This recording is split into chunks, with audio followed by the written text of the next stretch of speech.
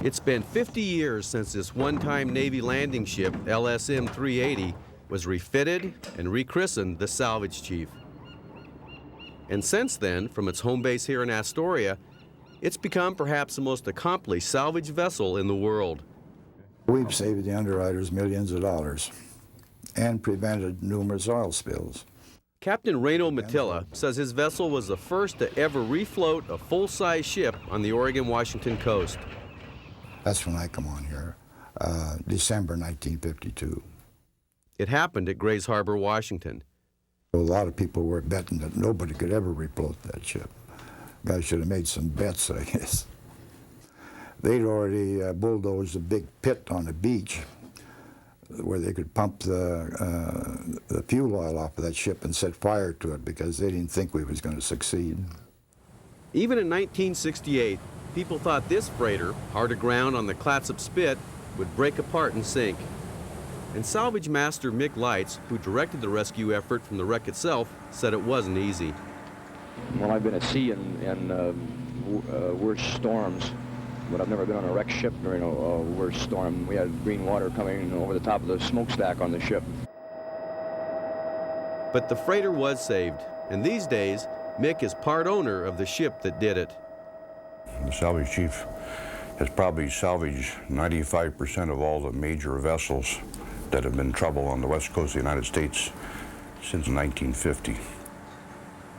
The Chief was conceived by the late Fred Devine. His salvage divers had done retrieval and repair work for many years, but he'd never been able to save an entire ship. I'd see these large ships aground, and all you'd hear is the vessels aground, tugs standing by, and nothing happened, and they broke up, and they were total losses. So that gave me the idea of rigging something like the Salvage Chief to do it with.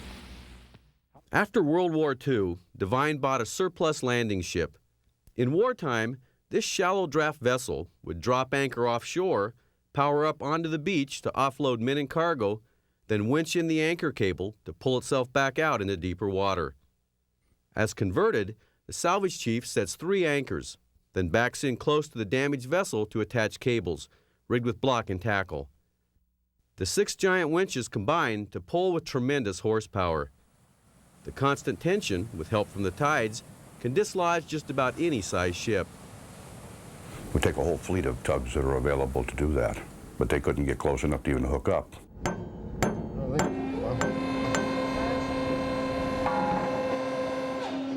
To date, the Salvage Chief has logged more than 300 jobs, and many, says Bosun Don Floyd, have been in the foulest of conditions. Mick screaming for slack, and I believe the captain had to call him back. He said, "We don't have time to give you slack. We're busy getting shipwrecked ourselves." Fire on the winch deck, waves come over the side of the ship, bounce off the bottom 3 times. Doesn't get any better than that. The Chief freed this grounded barge and its $3 million cargo in Alaska. Pulled a loaded lumber barge from the beach near Bandon, and rescued the cargo from this unsavable wreck in California. This oil tanker hit a rock in the Columbia River and was leaking badly until the Chief and its divers and crew took over. Even before oil pollution got to be a popular subject, we were preventing oil pollution frequently. And we used to take and put boomsticks together, logs that would go around log rafts, and we'd nail canvas to it and hang it down in the water. They work just like these oil booms nowadays. And we did that, 30, 40, 50 years ago to prevent the spread of oil pollution. Go ahead and start the crane there. In fact, Mick and the Salvage Chief managed the recovery of the most famous leaking vessel ever, the Exxon Valdez. In its heyday, the Salvage Chief's exploits were front-page news, and local people would line the docks to see the ship return from its latest venture. But times have changed. These days, the full-time crew is 3 men. They work civilian hours, 8 to 4, doing mostly routine maintenance.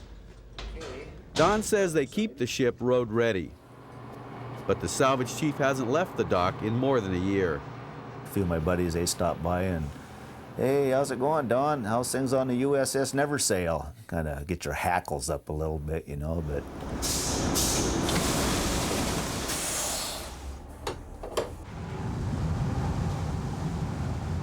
The old engines only get fired up for trial runs now, but they still purr like they did back in 1945.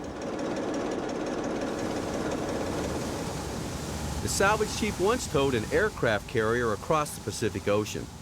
In fact, towing often paid the bills between salvage jobs. But now, powerful modern tugboats, which are cheaper to run, get all the towing jobs. Other factors have cut into the workload too. After the Exxon Valdez, there's been a whole lot of changes in the law where the penalties for having accidents has become more onerous. I would have to say that there's probably less casualties than there were at one time. Of course, fewer casualties mean fewer jobs for this ship. And though no other ship is as well equipped to prevent oil spills and other environmental damage, the Salvage Chief is kept ready to work solely by its owners. There's been millions and millions and millions of dollars spent on oil pollution recovery, but it's all being spent on after the spill has occurred type capability. All this might be just a nostalgic tale of yet another old ship left at the dock by a changing world. But Mick thinks the need for what this ship can do has not gone away. You can legislate all the rules and regulations you want to, but casualties are going to happen. Maybe not as frequently, but they are going to continue to happen. Yeah, that's where we've been getting bumped up. Every day the crew monitors the radios and answers the phone, awaiting the next big job. Here's the big one. Needless to say, most calls are about something else. Some little old lady will know if we pick up box springs. Hey, that's the first box springs. They look at the phone book under salvage and then they always...